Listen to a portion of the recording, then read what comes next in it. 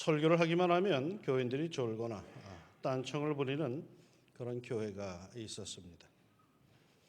그런데 어느 날에는 목사님의 말씀이 무지무지 길었는데도 교인들은 시선을 돌리지 않고 강달의 목사님을 뚫어지게 바라보고 있었습니다. 목사님은 설교를 하면서 감격합니다. 이렇게까지 나를 뚫어지게 쳐다본 적이 한 번도 없는데 하면서 아주 감동 속에서 예배를 다 마치고 그리고 사모에게 물어보았습니다. 여보, 오늘 설교는 괜찮았나 봐. 교인들이 끝까지 나를 쳐다보더라고. 그러자 사모님이 그러셨답니다. 내가 강대상 뒤에 시계를 걸어놨어요. 그러니까 교인들이 목사님을 쳐다본 것이 아니라 설교 언제 끝나나 시계를 이렇게 쳐다본 거랍니다. 아마 오늘 시계를 쳐다보는 이들이 많지 않을까 싶지만은 그래도 하나님의 집에 나와 예배드리러 왔으니 주의 음성을 듣고 성령의 감동 속에 푹 빠지시기를 소망합니다. 오늘 본문은 우리가 익히 잘 알고 있는 예수님의 광야 시험 내용입니다. 지난 주일 설교 본문에서 봤듯이 예수님은 세례를 받으시고 나오셔서 너는 내 사랑하는 아들이요 내가 기뻐하는 자로다 라고 하는 그 예수님의 절대값을 확인하시고는 곧바로 성령에 이끌려서 시험을 받으러 광야로 나가셨습니다. 같은 내용이 기록되어 있는 것이 누가복음 4장에도 있는데 마태복음과 누가복음의 차이점은 시험을 받으신 둘째와 셋째의 순서가 서로 바뀌어져 있습니다. 누가복음의 것이 더 역사성이 있어 보인다고 학자들은 말하지만 어차피 이것은 시험 받으신 당사자 예수님 입에서 나온 이야기이기에 그걸 받은 사람들의 기억에서 순서는 조금 달라질 수도 있을 것이라고 생각이 됩니다. 도리어 마태복음의 순서가 더 자연스럽다라고 벵겔이라고 하는 신학자는 주장을 합니다. 첫 번째 시험, 그 흔한 돌들, 유대 광야에 깔려있는 돌들을 떡덩이로 만들어 먹으라는 것입니다. 이건 사실 시험 같지도 않습니다. 도리어 40일 동안을 금식한 참으로 굶주린 예수님을 도와주는 것 같은 그러한 말투입니다. 왜냐하면 이때도 이미 40일 금식이 끝났기 때문에 이제 먹어도 될 때거든요. 그러니까 그렇게 시장한데 돌을 떡으로 만들어 먹으라는 것, 이건 예수님을 위하는 것 같죠. 그런데 예수님은 이렇게 대답을 하십니다. 사람이 떡으로만 살 것이 아니요 하나님의 입으로부터 나오는 모든 말씀으로 살 것이라 하였느니라. 분명한 것은 사람은 떡으로 삽니다.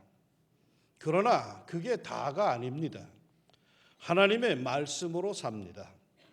마귀는 떡만 있으면 인간은 행복한 줄 아는데 그리 되면 기쁘게 살 줄 아는데 천만의 말씀입니다. 하나님의 백성에겐 떡도 떡이지만은 말씀이 있어야 합니다.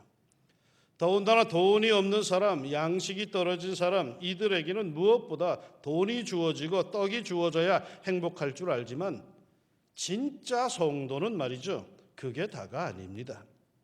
하나님의 말씀이 성도의 삶을 유지시켜 주는 줄 믿습니다.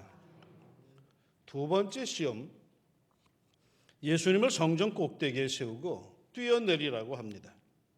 그러면 모든 사람들이 보는 앞에서 천사들이 뛰어내리는 예수님을 사뿐히 받아줄 테니 그 얼마나 멋있고 사람들이 찬사를 보내겠는가입니다.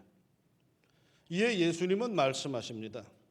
또 기록되었으되 주 너희 하나님을 시험하지 말라 하였느니라. 남에게 보이기 위하여 쇼하는 것, 심지어 성전 꼭대기라고 하는 것으로 보아 오늘날 교회를 말하는 것일 겁니다. 남에게 보이기 위해서 기적을 행하고 능력을 과시하고 그래서 사람들이 와 하는 찬사가 나오는 것, 그걸 목적으로 하는 모든 행위는 하나님을 시험하는 행위입니다. 왜? 그것은 거의 모두가 해주시나 안 해주시나 두고 보자는 심보입니다. 그리고 해주시면 은근히 자기 이름을 내고 자기의 명예를 드높이는 그런 행위죠. 철저하게 하나님의 영광을 위한 것이 아닙니다. 그러기에 예수님은 단호하게 거절하십니다. 지켜주실 것을 믿습니다라고 기도하고 높은 데서 뛰어내리지 마십시오. 다리 부러집니다. 믿습니다 하고 그리고는 극약을 마시지 마십시오. 그러면 죽습니다. 하나님을 시험하는 행위를 하지 마십시오. 물론 순수한 하나님의 권능과 기적의 역사는 분명히 우리에게 있습니다. 하지만 하나님을 시험하는 의도의 역사는 결코 없습니다. 사탄은 여기서 머물지 않고요, 세 번째 시험을 합니다. 예수님을 지극히 높은 산 위로 데리고 가서 천하 만국과 영광을 보여주며 자기에게 절하면 그 모든 것을 다 주겠다고 합니다. 그러자 예수님은 말씀하시죠. 사탄아 물러가라. 기록되었으되 주 너희 하나님께 경배하고 다만 그를 섬기라 하였느니라. 세상의 권세는 말이죠, 사탄에게 속해 있는 것도 아니고 사탄이 임의로 줄 수 있는 것도 아닙니다. 사탄이 거짓말하고 있는 겁니다. 사기치고 있는 겁니다. 이에 예수님은 아주 분명하게 말씀하십니다. 물러가라.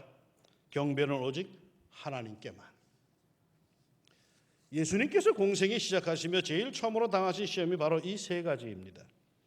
그런데 그 내용을 들여다보면 실은 말이죠, 예수님이 제일 필요로 하는 것들입니다. 떡. 당신 자신이 매우 시장하셨고 줄이셨습니다. 지금 당장 절실한 겁니다. 그리고 이 떡 문제만 해결하면은, 경제 문제만 해결하면은 온 국민을 행복하게 해줄 수 있고 사랑을 한 몸에 받을 수 있는 겁니다. 기적, 하나님의 아들 메시아로 권위를 갖기 위해서는 그만한 기적들, 그것도 만일이 보는 앞에서 벌이는 기적이, 능력이 필요하지요. 권세, 십자가 지지 않고 세상 만물을 가질 수 있다면 그보다 더 좋은 게 어디 있겠습니까? 그보다 더 지혜로운 협상이 어디 있겠습니까? 그저 한 사람만 자존심 구기고 고개를 꾹뻑하면 세상 만물이 다 주어지고 세상을 다 구원할 수 있다면 세상에 그처럼 지혜로운 일이 어디 있겠습니까? 그럼에도 예수님은 다 거절하셨습니다. 왜요? 그것들은 모두 순리가 아닙니다. 그건 편법입니다. 그건 하나님께서 원하시는 방법들이 아닙니다. 아무리 내게 절실히 필요해도 그건 옳은 길이 아닙니다. 그러기에 다 거절하셨습니다. 돈 버는 일이라면, 명예를 얻는 길이라면, 권세를 획득하는 것이라면 그 무엇이라도 다 할 것 같은 기세가 오늘날 우리들의 기세입니다. 그러한 것들을 얻을 수만 있다면 마귀에게 영혼도 팔겠다는 말이 종종 시자되는 그런 세상입니다.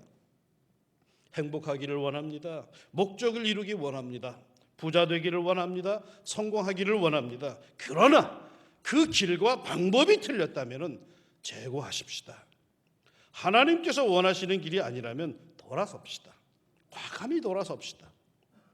예수님도 사탄이 제시한 조건들이 얼마나 매력적이었던지 당신 스스로 자르시기보다도 기록되었으되 또 기록되었으되 기록되었으되 하면서 철저히 기록된 하나님의 말씀을 들어서 거절하고 있습니다.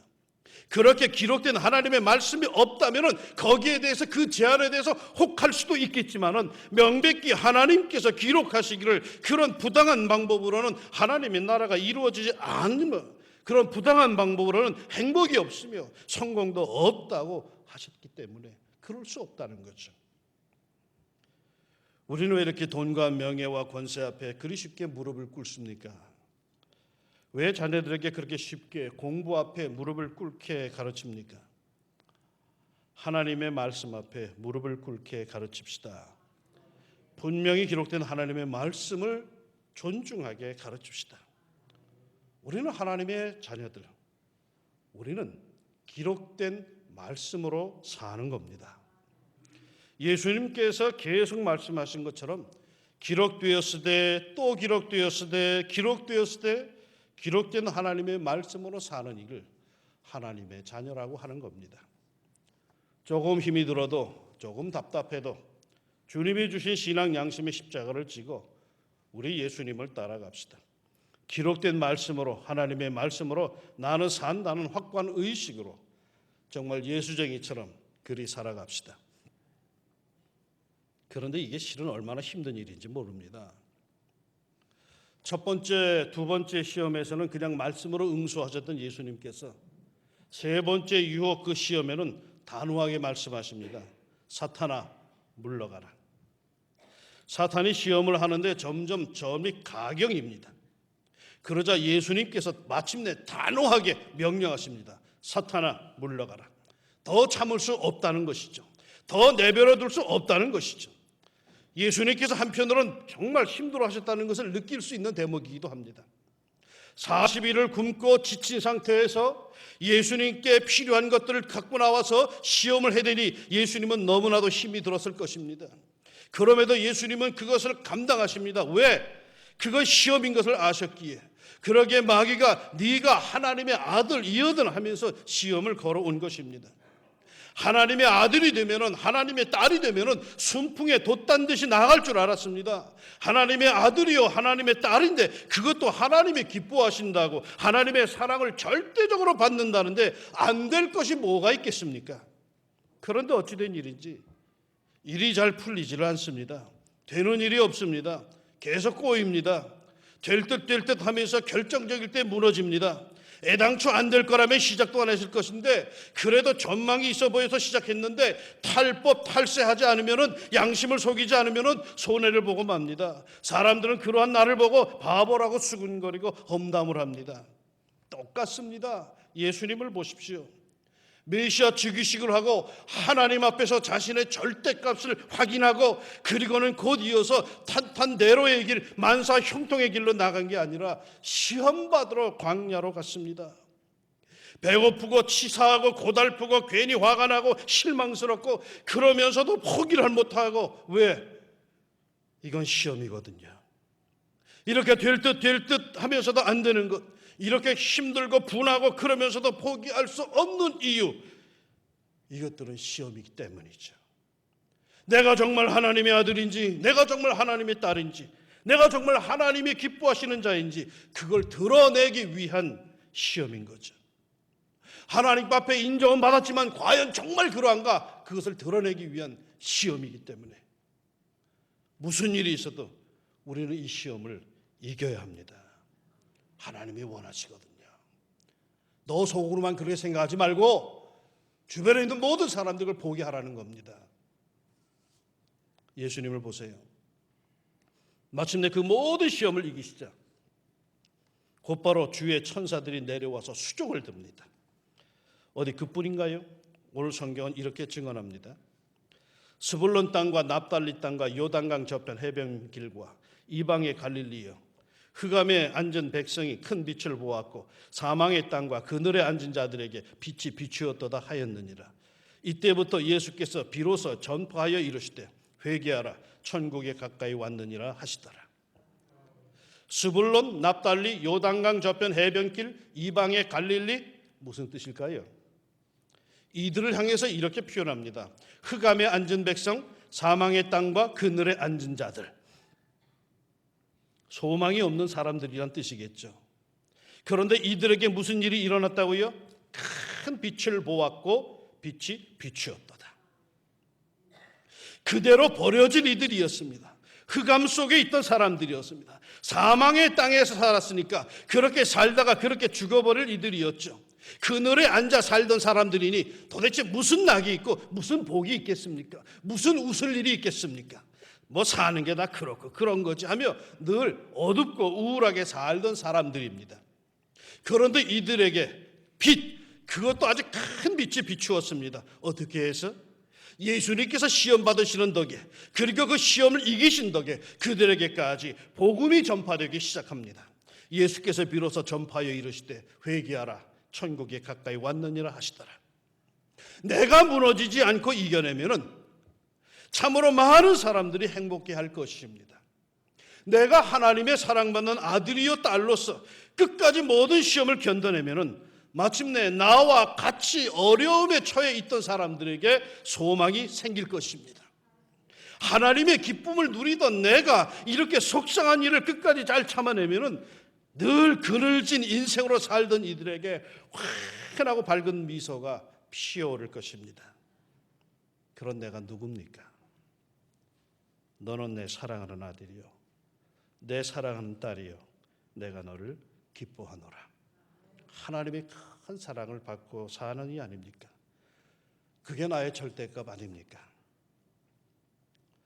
어떤 분이 지난주일 설교를 듣고 나가시면서 그러십니다. 그동안 내가 누군지 헷갈리며 살았습니다. 말씀하신 대로 절대값을 찾지 못하고 살았는데 이제 내가 누군지는 알겠어요. 큰 은혜이죠. 그러나 절대값을 찾았다고 당장에 순풍에 돛단 듯이 나아가게 되지는 않을 겁니다. 정말 그걸 깨달았는지 정말 그것을 아는지 어쩌면 시험이 있을지도 모릅니다.